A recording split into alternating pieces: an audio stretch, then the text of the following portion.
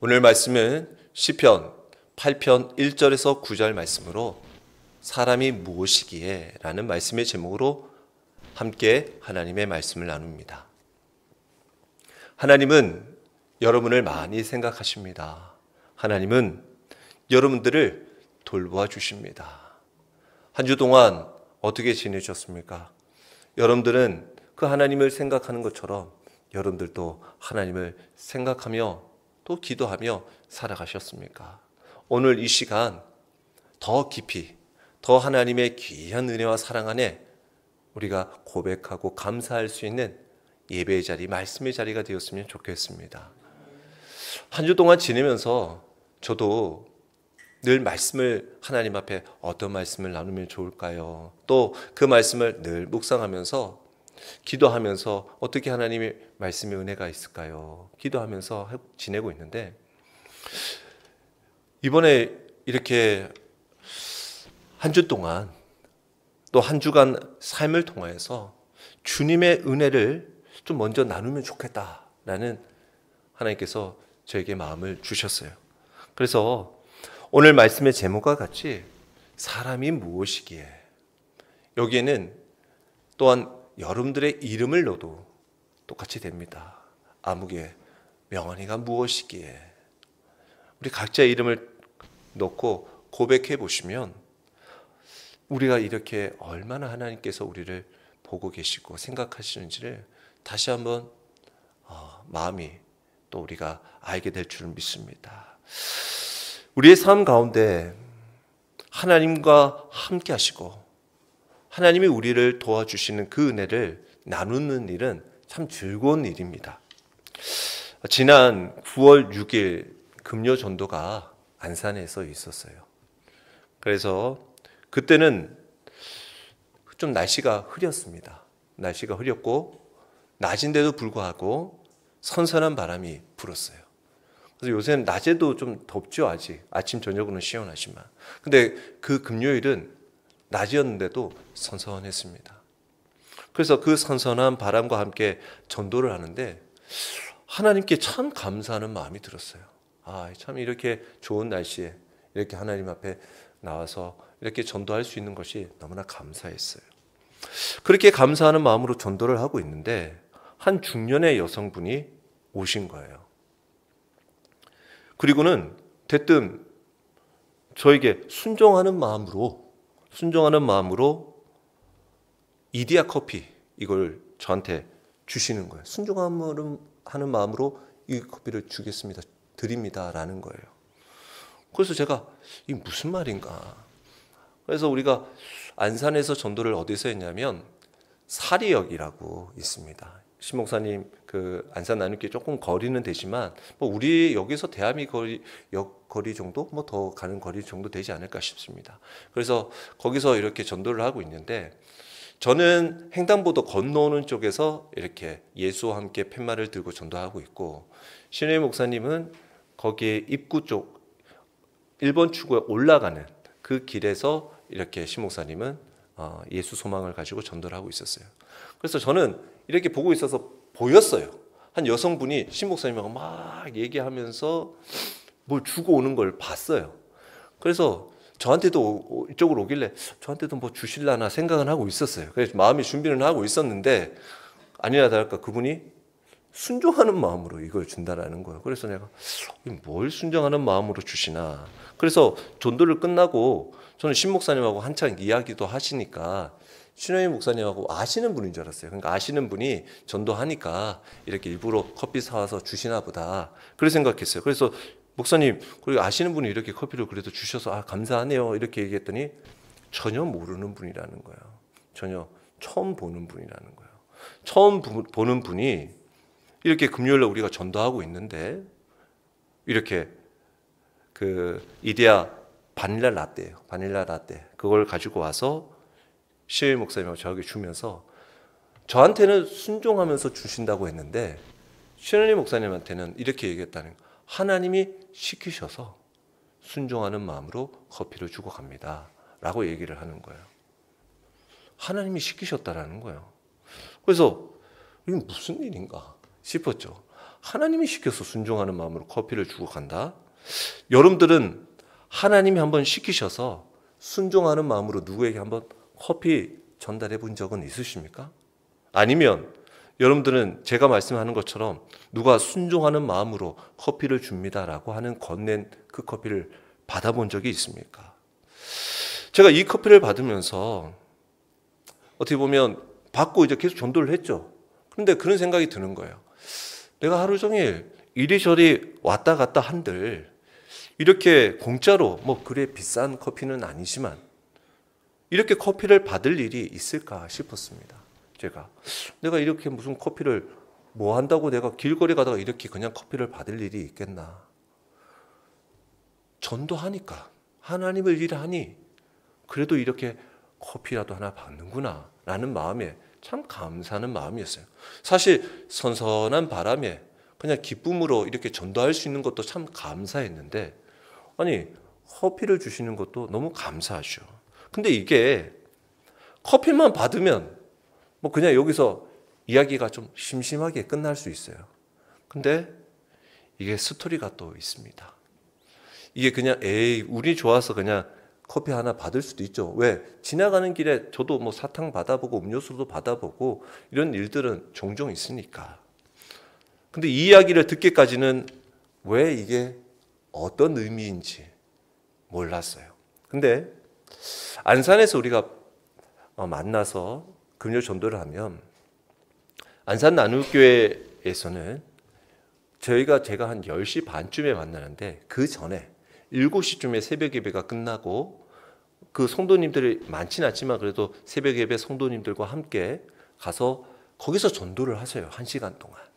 그게 벌써 한 2, 3년, 3년 가까이 아마 된 걸로 알고 있습니다. 아침마다 가서 새벽이든 비가 오든 눈이 오든 무조건 가서 금요일마다 그렇게 전도를 하셨어요.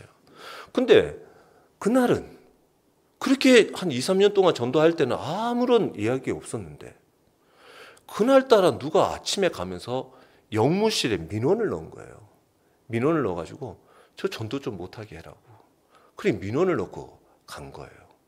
그래가지고 마침 그 영무실에서 일하는 영무원들이 남녀 2명이 전도 한 10분, 20분 좀 했는데 이제 한창 아직 한 40분 더 해야 되는데 그렇게 내려와가지고는 전도를 못하게 막 여기서 하지 마시라는 거예요. 근데 우리 그분들이 잘못 알고 이렇게 신 목사님에게 온 거예요. 신 목사님은 그런데 저렇게 이런 일이 있으면 절대로 물러나는 법이 없거든요. 신 목사님. 저는 오히려 알겠습니다 하고 좀 좋게 얘기하려고 하지만 신 목사님은 거기에 절대로 물러서는 분이 아니기 때문에 이제 얘기를 하기 시작한 겁니다. 법으로도 포교 활동이 금지를 못하는 이 종교의 자유가 있는 이 나라에 어떻게 이렇게 이걸 막게 하냐고 이런 식으로 얘기를 하고 심지어 신현임 목사님은 거기에 사리역에 복음을 전하는 이유들로 인해서 역에 가면 주변에 청소도 다 하고 가고 뭐 이렇게 대여하는 잦은 것들이 막 엉망으로 나열되어 있는 것들을 정리하기도 하고 그러니까 역에 주변을 청소하고 오히려 역에 이득이 되고 또 아침에 뭐 억지로 좋지 않은 말을 하시지도 않습니다. 좋은 하루 되세요. 좋은 하루 되세요. 인사해서 축복의 말을 건네는 것이 얼마나 좋은 일인데 어떻게 이렇게 못하도록 하냐라고 언쟁들이 오고 갔던 거예요. 이게 분위기가. 그러면서도 어디까지 가면 우리가 나가서 전도를 해야 되냐? 여기까지입니까? 여기까지입니까? 그러면서 그렇게 자리 가지고 이제 얘기를 한 거예요. 뭐 여기는 괜찮고 여기는 괜찮습니까? 여기는 괜찮을까요? 이런 식으로 얘기를 한 거예요. 자, 그런 가운데 이제 신현희 목사님이 그러면 역장님 나 만나게 해달라. 역장님하고 얘기하겠다. 역장님하고. 그래서 영무실로 가서 역장님 만나려고 했는데 아직까지 출근을 안 하신 거야. 그래가지고 신현희 목사님이 자기 전화번호를 남기고 역장님 오시면 연락해달라. 그러고 나 역장님 만나겠다. 하고 전도하고 나오신 거예요. 그리고 웬만하면 그러면 오후에는 저랑 사리역 안 갈 법도 한데 저랑 사리역을 또 간 거예요. 그리고 원래는 저를 일본 추구 앞에 저를 세우는데 신 목사님이 그때는 본인이 쓴 거예요. 그리고 나보고는 횡단보도에 쓰라고 한 거예요. 그래서 난 다 그 마음을 다 알고 있었죠, 저도. 그리고 그 왜 갔나 해서 여차하면 영무 씨 찾아가려고 같이. 영무 씨 찾아가려고 저랑 가려고 그렇게 한 거예요. 근데 제가 그렇게 얘기를 했죠. 우리가 그 전도하기 전에 요 얘기를 먼저 하셨어요. 그래서 제가 우리가 좀 요런 상황들은 또 그럴 수 있으니 좋게 얘기하는 게 좋다. 뭐 이런 식으로 이제 저도 얘기를 했죠. 그러면서 신 목사님 또 그런 부분들을 하고 뭐 서로 어떤 부분에 있어서는 양보도 하고 어떤 부분에서는 더 강조하기도 하고 그래서 잘 얘기가 됐어요. 근데 이렇게 얘기를 하고 있는 가운데 어떤 사람이 와서 하나님이 시켜서 순종하는 마음에 커피 주고 간다라고 하는데 여러분들은 이런 일에 어떻게 생각하십니까? 전도를 마치고 돌아오는 길에 신 목사님이 그러는 거죠. 이제 전도 끝나고 여차하면 이제 영무실 가려고 했는데 뭐 저랑 얘기한 것도 있고 해서 가지는 않았고 그러면서 제가 보기에는 이 커피를 받은 것 역시 아마 하나님께서 함께하고 있다라는 사인으로 받지 않았을까라는 짐작을 해봅니다. 그리고 그러면 참 이걸 생각해 봐도 참 우리가 참으로 과분한 사랑을 받고 있다라는 생각을 하면서 저도 이러한 살아계신 하나님을 전할 수 있는 것이 얼마나 감사한지 몰라요. 남들은 우연히 그런 일이 있었다 할 수 있을지 몰라요. 그러나 하나님을 일을 하면서 하나님의 살아계심을 믿는 자에게 하나님께서 역사하시고 위로하시고 임마누엘 하신 주님이 우리와 함께 하시는 그 하나님을 고백하게 하시더라는 거예요. 내가 너와 함께 있다. 그러니 염려하지 마. 그래도 이거 먹고 힘 좀 내. 내가 너 생각하고 있어. 너를 돌보고 있다는 거야. 라고 말씀하시는 것 같았어요. 너무 마음 상심해 하지 마. 하나님께서 배려해 주시는 그 마음을 느끼게 됐어요. 그런데 그날 아침에 커피를 우리가 받아서 그렇지만 이미 그 순간 그 전에도 그날 하나님의 위로하심이 또 있었던 거예요. 뭐냐? 일하는 사람이 이제 왜 그러니까 그 서남아시아 쪽에 있는 사람인데 이제 어디서 왔냐 했더니 일하는 사람인 거예요. 일하는 사람이 한국말로 어설픈 말로 막 할렐루야 막 하면서 전도하고 있는데 막 얘기를 하더라는 거예요. 그래서 어떻게 어디서 했냐 왜 예수님 믿으시냐 그러니까 예수님 믿는다는 거예요. 근데 자기는 일한 사람이고 일을 하러 왔는데 자기 동네에는 다 무슬림, 다 동네 사람들. 그런 데서 예수님을 영접해서 그 어떻게 보면 그 예수님을 영접하는 일들은 진짜 말 그대로 사회와 격리되고 떠나가야 되는 정말 많은 사람들이 그를 무시하고 박해하는 그런 가운데서도 예수님을 믿고 있다라는 그런 소식을 접하게 된 거예요. 나 이런 사람인데 예수님을 믿습니다. 하나님을 찬양합니다. 라는 이야기를 들으면서 지금도 땅끝까지 주님의 복음이 증거되고 있다는 것을 그 사람을 통해서 들려지게 하는 거예요. 그리고 또 한 사람은 또 어르신은 그 교회 밥에 먹냐고 오이를 그렇게 주시더라는 거 오이를. 그래서 자기는 전도하면서 오이 받는 건 처음이라고 그래가지고 오이를 그렇게 또 그날 이렇게 오이를 주시더라는 거예요. 그리고는 저랑 전도하는데 커피도 받은 거예요.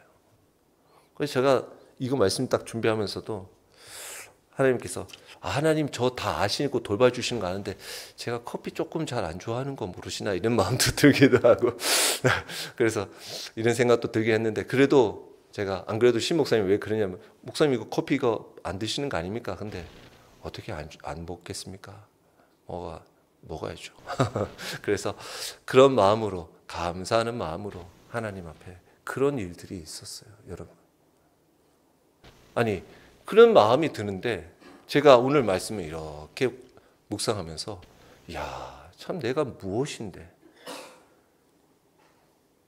우리가 무엇인데 사람이 무엇이기에 하나님께서 이렇게 생각하시고 돌보시나 참 너무나 참 신기하고 신비로운 마음이 들었어요.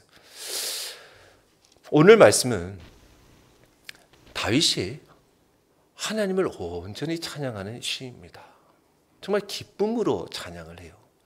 표제에 의해 보면 다윗의 시 인도자를 따라 기쁨에 맞춘 노래라고 되어 있는데, 기쁨이라는 것이 뭐 딱히 무엇인지를 학자들이 딱 명확하게 말하지는 못해요. 다만 뭔가 리듬에 맞는 악기와 같은 그런 악기 유중의 하나지 않을까, 또는 그런 표현을 하는 기쁨과 즐거움을 표현하는 노래의 그런 부분이 아닌가라고 여겨집니다. 그렇든 기쁨으로 하나님을 찬양하는 다윗의 노래가 담겨져 있습니다. 그리고 오늘 말씀에도 보면 다윗이 하나님의 창조에 대해서 또 우리를 영화롭게 해주시는 노래를 통해서 보면 창세기 1장이 언급되었던 창조 기사의 메아리처럼 들려지는 노래다라고 해서 창조시라고도 의미하기도 합니다. 여하튼 이 일들을 통해서 오늘 우리 사람을 통한 하나님이 찬양받기를, 하나님의 사랑을 찬양하기를 원하는 것이 오늘 시편 8편의 주제다라고 볼 수 있습니다. 여러분들의 삶 가운데서도 오늘 이 다윗과 같은 찬양의 노래의 고백들이 여러분들 삶 가운데도 충만하기를 주의 이름으로 축원합니다. 여러분들도 한번 한 주간 또 여러분들의 삶을 한번 돌아보십시오. 내가 참 무엇이간데 하나님께서 우리를 이렇게 생각하시고 돌보시는지를 한번 생각해 보십시오. 얼마나 감격적인지를 모릅니다. 오늘 이 다윗은 아마도 목동 시절에서 그 양을 돌보면서 어떻게 보면 양이 벗이었겠죠. 그게 최선의 일이었습니다. 그래서 그 일들을 돌보면서 때로는 자연의 광경의 신비로운 일들, 또 밤에 무더커니 그 양을 지키면서 하늘을 봤을 때 달빛과 별빛을 보면서 보여지는 이 모든 관객이 마치 하나님이 그려서 또는 액세서리를 마치 걸어놓아서 이 하늘을 꾸며 놓으신 것처럼 그에게는 그렇게 아름답게 보였다라는 거예요. 그 고백인 거예요. 오늘 8장 1절과 9절의 고백인 거예요. 여호와 우리 주여, 주의 이름이 온 땅에 어찌 그리 아름다운지요. 주의 영광이 하늘을 덮었나이다. 이건 중복적인 같은 의미입니다. 이 다윗은 이 창조주 하나님의 영광을 찬양하고 있어요. 하나님께서는요, 온전히 믿음의 귀한 삶을 살아감에 있어서 하나님 앞에 겸손한 자를 통해서 하나님을 찬양하게 하십니다. 여러분들, 하나님의 영광을 고백하고 하나님을 찬송할 수 있는 자가 그 마음에 하나님이 담기지 않고 하나님의 은혜가 담기지 않고서야 어찌 하나님을 찬양할 수 있겠습니까? 내 안에 나의 욕심이, 나의 욕망이, 내 자아가 살아 움직이는데 어찌 하나님을 바라볼 수 있겠습니까? 하나님의 은혜를 감사할 수 있겠습니까? 그래서 오늘 2절의 말씀이 그 말씀입니다. 주의 대적으로 말미암아 어린아이들과 젖먹이들의 입으로도 권능을 세우십니다. 원수와 보복자들을 잠잠하게 하려 하십니다. 라고 말씀하고 있어요. 저는 분명하게 생각합니다. 저의 연약한, 저의 부족한 모습은 마치 어린아이와 같고 젖먹이와 같은 입입니다. 그러나 주님은 저를 통해서, 우리 믿음의 귀한 자들을 통해서 복음을 증거할 때 원수들이, 보복자들이, 대적들이 잠잠하게 될 줄 믿습니다. 여러분들도 하나님의 말씀을 붙들고 하나님의 말씀을 의지하며 나가는 자들에게 하나님은 그 앞에 있는 대적들을 물리쳐 주시는 거예요. 왜 그렇습니까? 하나님의 역사는 많은 것을 아는 사람을 통해서 하시는 것이 아니라 겸손한 자를 통해서 하나님 그 일들을 이루시기 때문입니다. 왜? 낮은 자는 높이시고 높은 자는 낮추시는 분이 하나님의 섭리이시기 때문인 것입니다. 다윗은 목동이어서 열심히 양을 칩니다. 하나님께서 사무엘을 통해서 이제 사울이 하도 불순종하니 이새의 집에 가서 이새의 아들 중에 내가 기름 부을 자가 있다라고 해서 사무엘이 이새의 집에 갔습니다. 이새의 집에 가서 이새와 대화를 하다 보니까 이새가 자기 아들 중에 기름 부을 받을 자가 있다고 하니까 8명의 아들이 있음에도 불구하고 7명의 아들만 불러 모아요. 그리고는 다 사무엘에게 와서 하나님 앞에 기름 부으려고 했더니 아니다라는 거예요. 아니다. 야, 이거 아들 더 없어? 생각하지도 않고 있던, 양을 치고 있던 그 다윗을 부르게 합니다. 그 양치고 있는 막내 다윗이 뭐 할 수 있을까 싶었을 거예요. 그러나 하나님은 그 다윗을 세워서 이스라엘 나라를 통치할 자로 세워나가신 것을 보게 되었습니다. 이스라엘과 블레셋과 전쟁을 치릅니다. 블레셋에는 훈련이 잘 돼 있고 또 전쟁에 능한 골리앗이 나와 싸웁니다. 누구도 그 골리앗과 맞설 수 있는 이스라엘 백성이 없었어요. 다 두려워 떨고 있었어요. 근데 마침 형의 안부를 묻고자 도시락 싸들고 와서 형하고 인사하고 가려고 하는 판국인데 이게 무슨 상황인가 의문이 생기게 되어지고 그것을 통해서 다윗은 하나님의 이름으로 나아가서 비록 자기는 어리지만 다 갖추고 있고 방패를 막고 있는 모든 용사들이 있었음에도 그는 돌과 물맷돌을 가지고 가서 그 골리앗을 쳐부수셨습니다. 그것이 어찌 다윗이 승리한 것입니까? 하나님이 승리하신 것이죠. 우리의 모든 삶에도 그렇습니다. 우리는 비록 연약하고 약하다 할지라도 하나님은 우리와 함께 하시고 우리를 들어서 주시면 하나님의 능력으로 승리할 줄 믿습니다. 그 하나님을 찬양하시길 축원합니다. 그리고 하나님은 우리 모든 피조물 중에 우리 사람을 가장 탁월하게 만드셨음을 하나님께 찬양하고 있어요. 오늘 3절의 말씀입니다. 주의 손가락으로 만드신 주의 하늘과 주께서 베풀어 두신 달과 별들을 내가 보니 주님이 손가락으로 가지고 만드셨는지 우리는 알 수 없어요. 그러나 사람의 언어로 표현을 하자 보니 주의 손가락이라는 표현을 쓰게 된 거예요. 주님의 손가락으로 만드신 것은 아니시겠지만 우리 인간의 최선의 표현 방식입니다. 근데 이게 우리 인간의 가장 위대한 삶입니다. 우리가 인간과 동물의 가장 차이가 뭡니까? 손을 쓸 수 있는 겁니다. 손을 써서 기록하고 손으로 만들고 연구하고 낼 수 있는 이 손이 있기 때문에 지능이 개발이 되고 우리가 이 모든 것을 만들 수가 있는 거예요.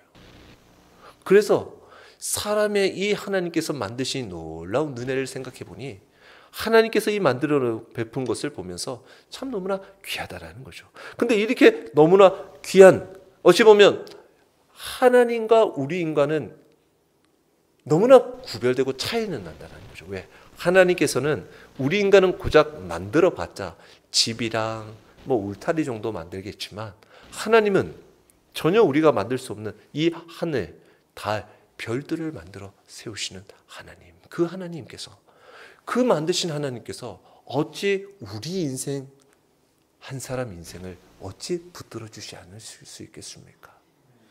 놀라운 은혜입니다. 그래서 다윗이 고백하지요. 4절에 사람이 무엇이기에 주께서 그를 생각하시며 인자가 무엇이기에 주께서 그를 돌보시나이까. 참으로 이 광활한 온 우주에 비하면 인간은 참 보잘것없는 존재입니다. 그럼에도 불구하고 이러한 인간이 하나님의 형상대로 지음을 받아 하나님의 관심의 대상이 되었다라는 것은 참 놀라운 일입니다. 하나님께서 인간을 그분의 형상으로 창조해 주셔서 교제의 상대자로 삼으셨고 더구나 하나님께서는 지으신 모든 만물을 인간의 통치 아래 두셨다라고 말씀하고 있어요. 그래서 5절에 보니까 돌봐주시는 은혜도 너무 감사한데 주의 손으로 만드신 것을 다스리게 하시고 만물을 그의 발 아래 두셨다. 그러면서 5절에 그를 하나님보다 조금 못하게 하시며 영광과 존귀로 간을 씌우셨나이다 라고 말씀하고 있어요.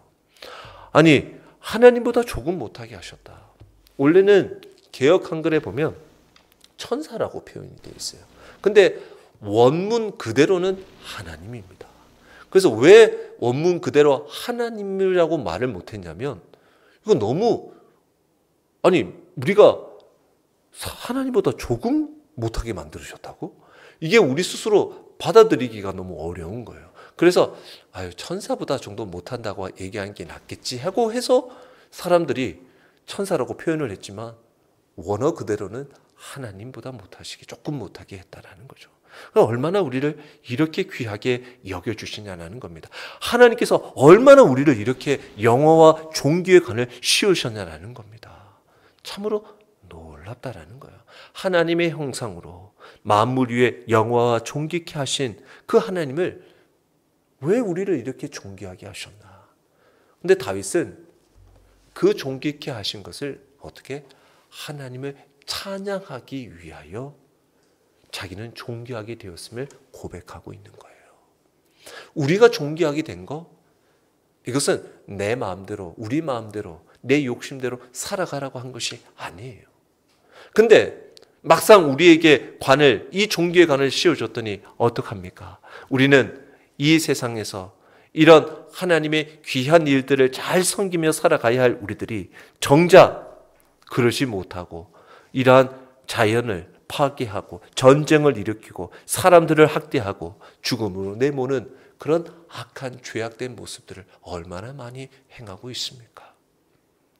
하나님은 우리에게 주신 귀한 명령은 우리가 선택하여 구별해서 믿기를, 받아들이기를 원치 않으십니다. 하나님은 우리에게 말씀하시고 너 듣고 싶은 것만 순종해 라고 하지 않으셨어요. 선별하여서 순종하게 하지 않으셨습니다. 우리는 하나님의 명령을 그대로 준행하기에 만들어진 존재입니다.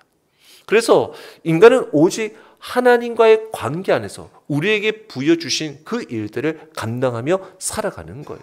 그래서 우리에게 주님이 손으로 만드신 것을 네가 다스려, 아멘, 잘 다스리겠습니다. 만물을 그의 발에 두셨으니 이제 그 주님 안에서 잘 생존하며 살아가겠습니다 라고 고백하는 거예요. 그래서 우리 인간의 참된 존재의 가치가 어디에서 발견할 수 있냐?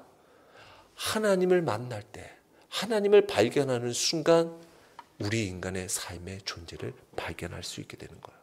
왜?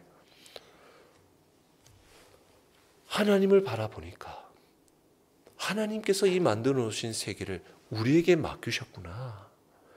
우리 존재가 이 하나님께서 만드시고 창조하신 것을 우리가 함부로 대하라고 우리를 만드신 것이 아니구나 라는 것을 알게 되는 거예요. 그래서 우리 인간은 이처럼 하나님을 믿고 신뢰하면서 만물을 다스리는 위치에 우리를 노역해 주셨으니 우리 인생의 복이 되기 위해서는 하나님의 명령, 말씀을 준행해야 하며 하나님의 말씀, 명령에 순종하는 그 인생을 하나님께서는 결코 불행하게 하지 않으시겠다라는 것입니다. 오늘 우리들의 삶 가운데서 하나님께서 우리에게 베풀어 주신 귀한 사랑, 그 사랑의 반응을 보일 때 우리는 진정한 우리의 삶의 모습의 실현을 이루어 나가는데, 즉 하나님께서 통치하시고 다스리시고 우리에게 우리 대리자로 세우신 것은 그 권리를 받은 우리들이 교만하지 않고 우리의 위상을, 우리의 믿음의 삶을 잘 기억하여서 겸손하게 자신의 본분을 지켜나가기를 원하고 계셔요. 그래서 7절, 8절에 보니까 곧 모든 소와 양과 들짐승이며 공중의 새와 바다의 물고기와 바닷길에 다니는 것이다. 모든 소와 양은 우리가 가까이서 기를 수 있는 가축들을 말하고, 즉 가축들은 우리 손으로 임의로 할 수 있는 것을 말하나 들짐승들, 우리 손의 곁에 있지도 않은 모든 짐승들까지도 하나님은 우리를 주관하게 다스리게 하셨고, 우리가 보는 거 만지지도 못하는 날아가는 새도, 바다의 물고기도, 바다 길도 하나님 우리에게 다니게 하시고 주관하고 계시더라.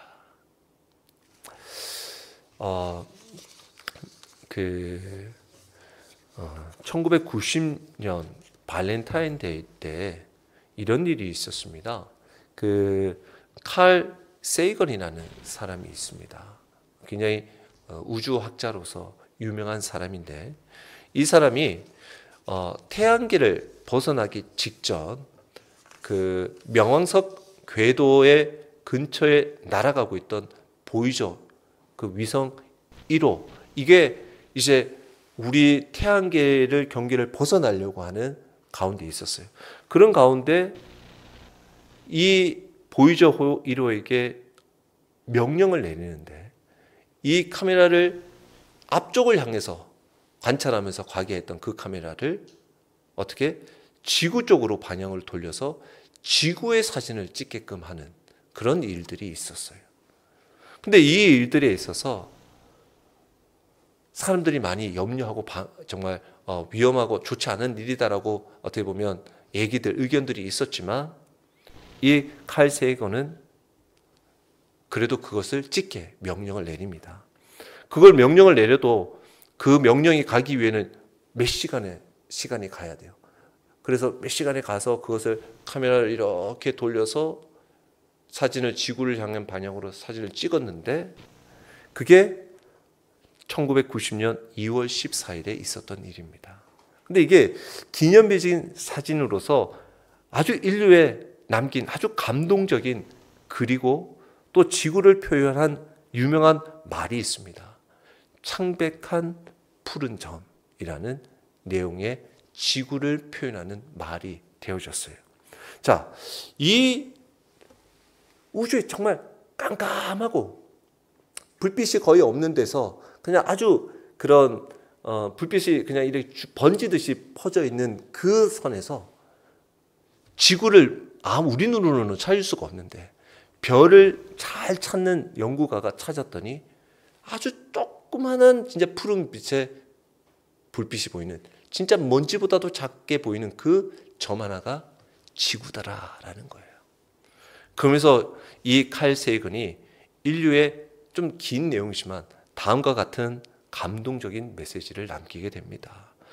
저 점을 보십시오. 저기가 바로 이곳입니다.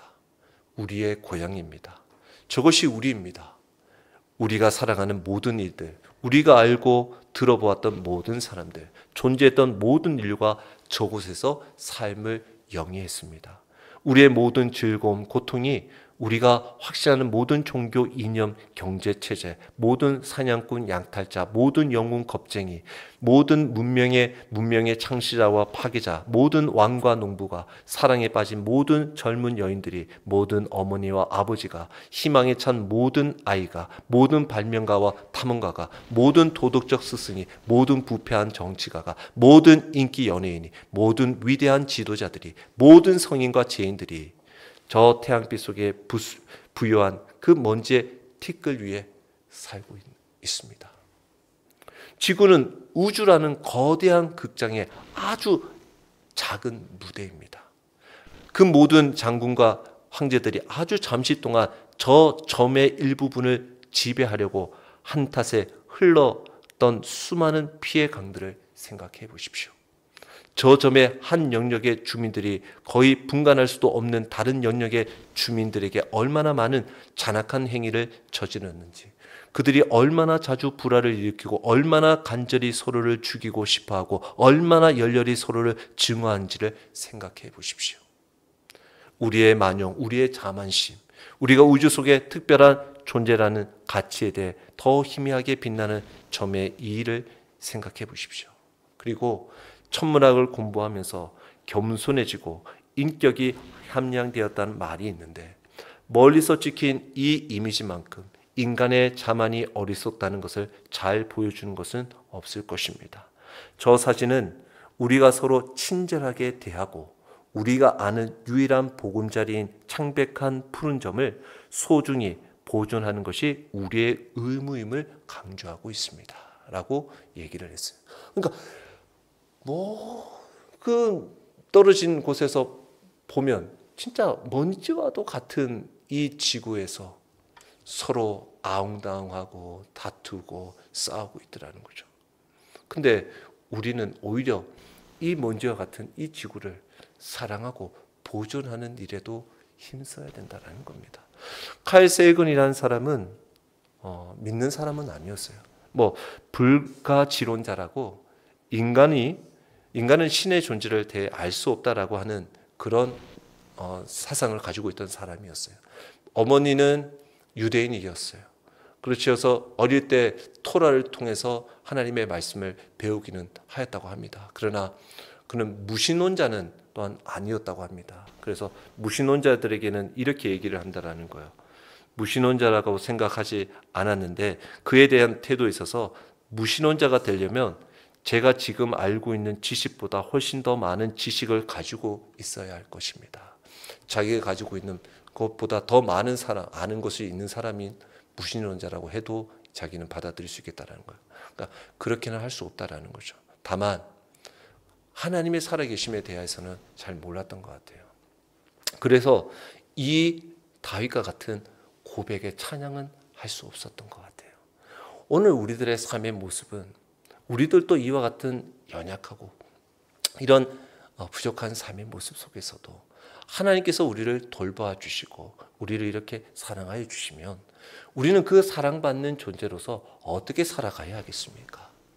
우리 주변을 돌아보고 또 사랑하고 또 우리에게 주님이 주신 그 본분 하나님을 온전히 예배하고 온전히 하나님의 말씀을 붙들고 순종하며 나아가 하나님의 귀한 말씀대로 살아가고 전하며 살아가는 삶이 되어야 되지 않을까 생각했습니다. 그래서 저도 제가 어디서 비로소 내가 참 무엇이고 내가 생각한가 하나님을 전하고 있을 때 주님의 말씀을 묵상하고 있을 때 그때 더 깊은 하나님과의 그 교제가 있더라는 거죠. 여러분들도 그와 같은 삶을 한번 살아가시길 바랍니다. 여러분들의 삶에 주님을 전해보시고 또 주님의 말씀에 한번 순종하시면서 늘 주님의 말씀을 묵상하시면서 살아가 볼 때 하나님께서 여러분들 어떻게 생각하시고 돌보고 계시는지를 그 삶을 통해서 목격하시고 또한 여러분들의 입을 통해서도 살아계신 하나님을 전하기를 주의 이름으로 축원합니다.